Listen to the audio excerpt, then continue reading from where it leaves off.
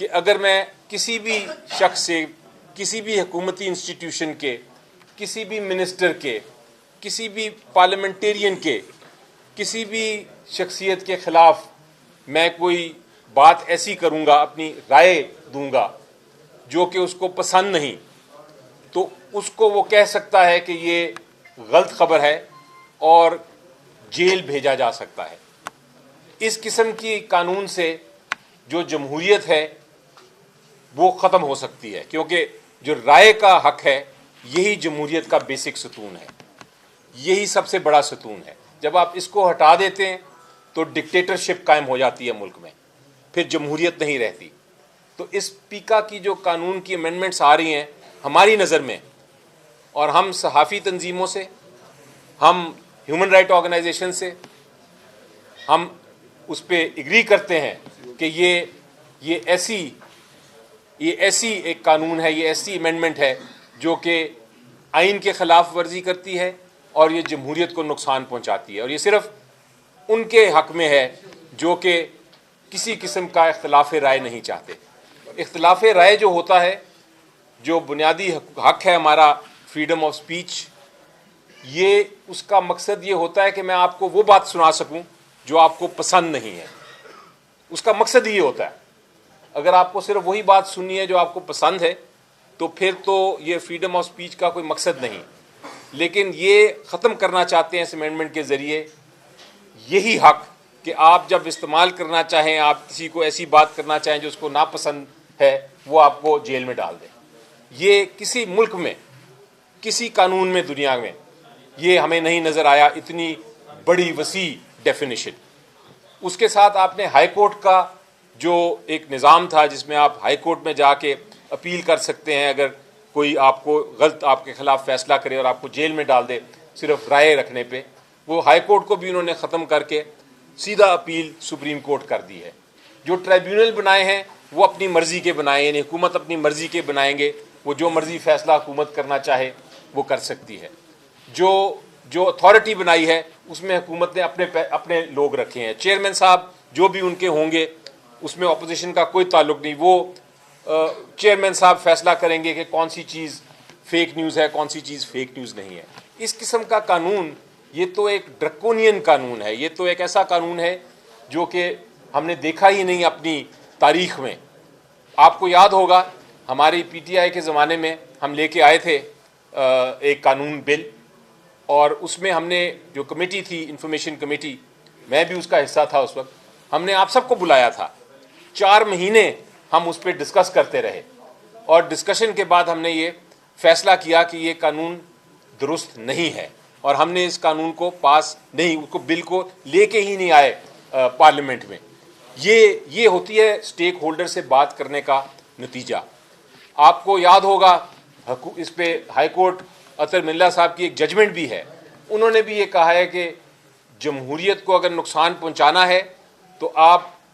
جو اختلاف رائے ہے اس کو ختم کر دیں، اور یہ جو پیکا کی امینڈمنٹ ہے، جس قسم کی ابھی امینڈمنٹ آئی ہے، اس قسم کی امینڈمنٹ جو آئی تھی آرڈیننس کے ذریعے، اس کو ہائی کورٹ نے بھی کہہ دیا تھا کہ یہ بالکل غلط امینڈمنٹ ہے۔ اس کے باوجود حکومت کوشش کر رہی ہے اس قانون کو بلڈوز کرنے کی۔ تو ہم آپ کے ساتھ کھڑے رہیں گے، سول سوسائٹی کے ساتھ کھڑے رہیں گے، ہیومن رائٹ آرگنائزیشن کے ساتھ کھڑے رہیں گے، صحافیوں کے ساتھ کھڑے رہیں گے۔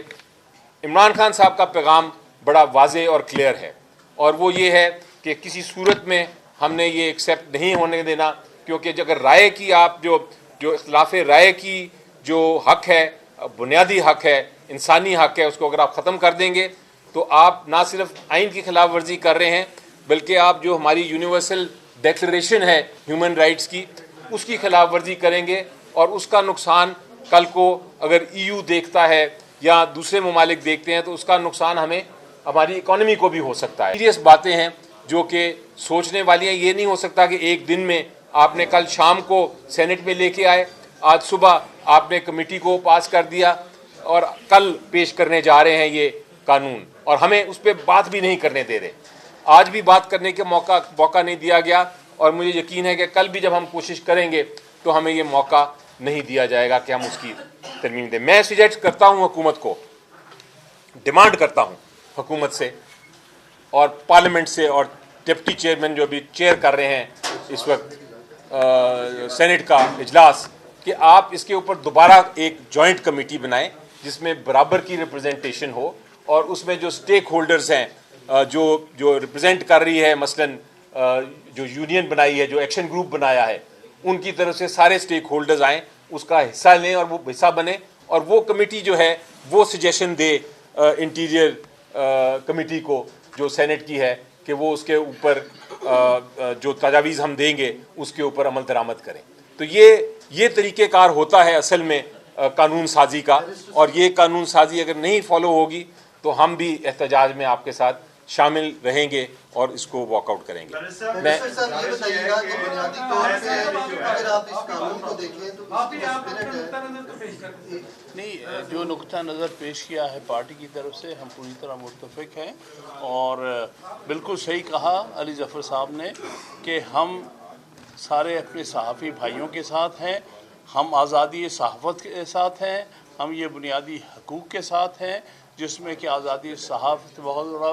حق ہے آرٹیکل 19 اور 19A کے تحت، لہذا ہم کسی طور بھی برداشت نہیں کریں گے کوئی بھی اس قسم کا غیر آئینی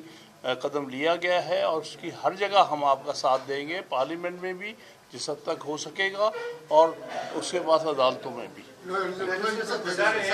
اس قانون کے پیچھے بنیادی طور پہ لوگ تو بے شک اس کو فیک نیوز کو کاؤنٹر کرنا چاہتے ہیں، لیکن میڈیا کو بھی پتہ ہے، عام لوگوں کو بھی پتہ ہے اور آپ کو بھی پتہ ہے کہ یہ پارٹی سینٹرک قانون ہے، اور اس میں بنیادی طور پہ پاکستان تحریک انصاف کے چاہنے والے سوشل میڈیا ایکٹیوسٹ جو سوشل میڈیا کے اوپر ون سائیڈڈ جو پروپیگنڈا کرتے ہیں اس کو کاؤنٹر کرنے کے لیے کیا جا رہا ہے۔ کیا آپ اپنے لوگوں کو بھی منع کریں گے کہ وہ فیک نیوز نہ پھیلائیں، وہ ان ساری چیزوں سے باز رہیں تاکہ اداروں کے اوپر تنقید نہ ہو اور اس کے نتیجے میں انہیں یہ انتہائی اقدام اٹھانا پڑ رہا ہے؟ جی دیکھیں، ہم بڑے کلیئر ہیں، ہم فیک نیوز کے خلاف ہیں۔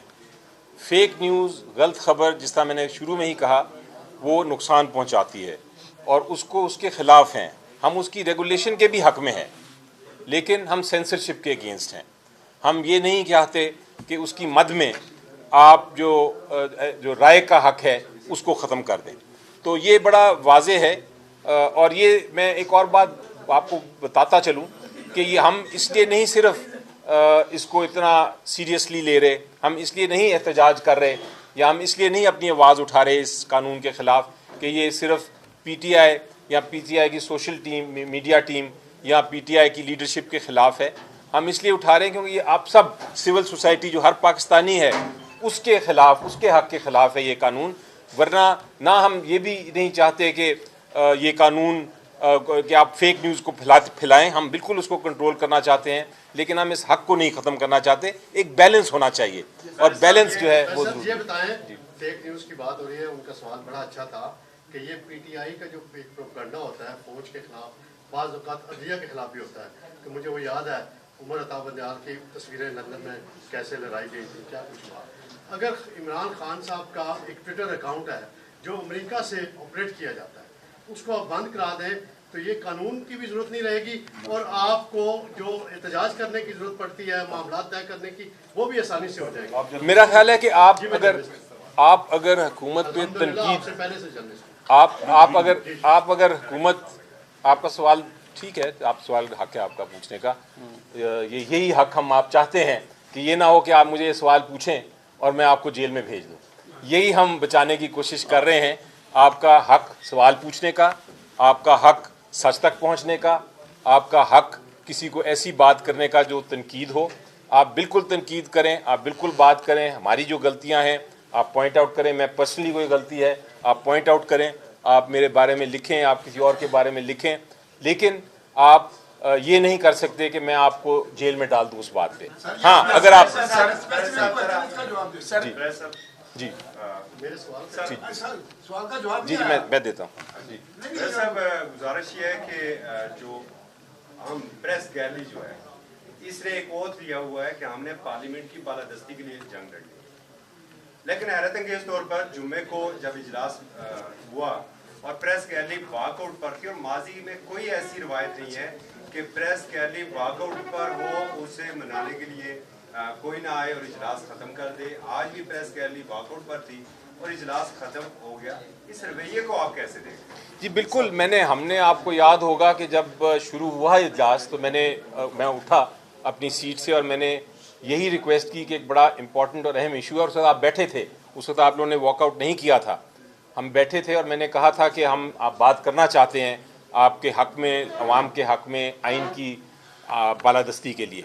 और इस तरमीम पे बात करना चाहते हैं जो लेके आ रही है हुकूमत, लेकिन हमें नहीं मौका दिया गया। आप वॉकआउट किए, हम आपके साथ आके ऊपर बैठे, हमने ये तजवीज़ दी कि इसको हमने किस तरह सॉल्व करना है। वो तजवीज़ लेके मैं नीचे वापस आया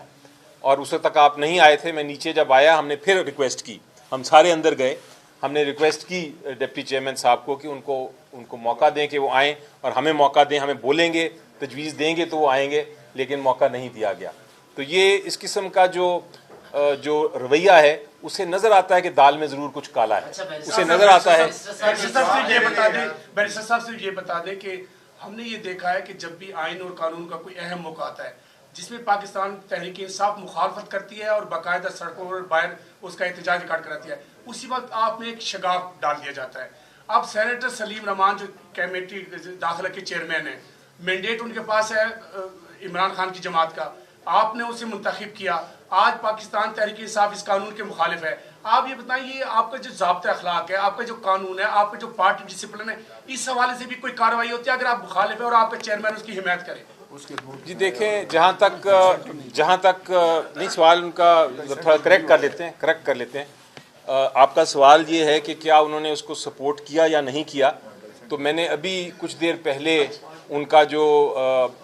कल पेश भी हो जाएगा, सेनेट में शायद पेश भी हो गया है, जो मीटिंग का नोट्स हैं और जो मिनट्स हैं, उसका अगर आखिरी या सेकंड लास्ट पैराग्राफ आप देखें तो उसमें उन्होंने बाकायदा तौर पे ये कहा है कि मैं इसकी मुखालफत करता हूँ, और एज चेयरमैन ऑल्दो उनका वोट नहीं होता, उन्होंने ये ज़रूर पार्टी का मौक़िफ़ पेश किया है कि पार्टी इसको अपोज करती है और इसकी मुखालफत करती है। अच्छा बैरिस्टर साहब, तो ये करेक्ट कर लीजिए अपनी इन्फॉर्मेशन। अच्छा बैरिस्टर साहब, हमारे लिए ये बात नहीं है कि इमरान खान की कोई स्टेटमेंट हो फौज के हवाले से, आपकी पार्टी का मौक़िफ़ है, इससे बढ़कर भी स्टेटमेंट दें, वो पार्टी की हद तक हो सकता है। नवाज शरीफ साहब भी अफवाज का नाम लेते रहे, जरदारी साहब ने भी कहा कि तुम चंद अरसा रहती हो, ये पॉलिटिकल स्टेटमेंट है, इसका हमारा कोई ताल्लुक नहीं सहाफ़त से, लेकिन सहाफ़ियों की खबरों को बुनियाद बनाकर जो क्रैकडाउन किया जा रहा है आज़ादी इज़हार पर, इस पर मुझे पीटीआई की तरफ से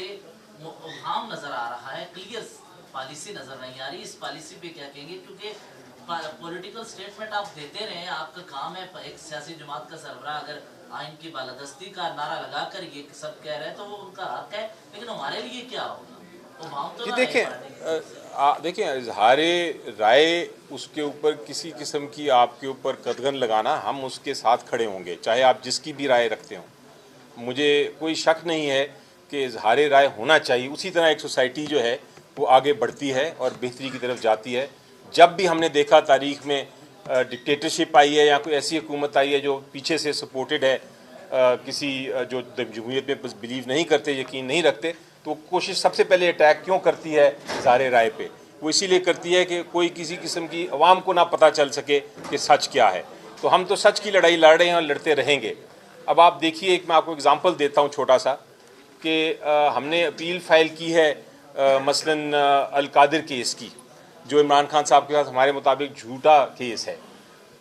हाई कोर्ट में हमने पेश किया है उस केस को, लेकिन वहाँ और ट्रेडिशन हाई कोर्ट में ये है कि जो जजेस होते हैं जो अभी कंफर्म नहीं होते, उनके सामने इतने अहम केसेस नहीं लगाए जाते, लेकिन वो केस लग गया है। वो ऐसे जज साहिबान के पास लगा है जो अभी हमने अपॉइंट किए हैं, जेसीपी ने जो अभी नॉमिनेट किए हैं, और वो अभी एडिशनल जजेस हैं, कंफर्म भी नहीं। सो ये इस तरह की जब ट्रेडिशनली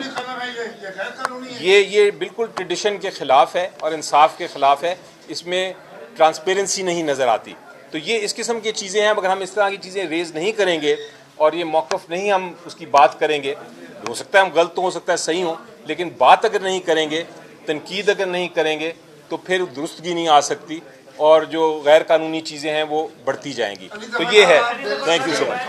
शुक्रिया जी, थैंक यू सो मच।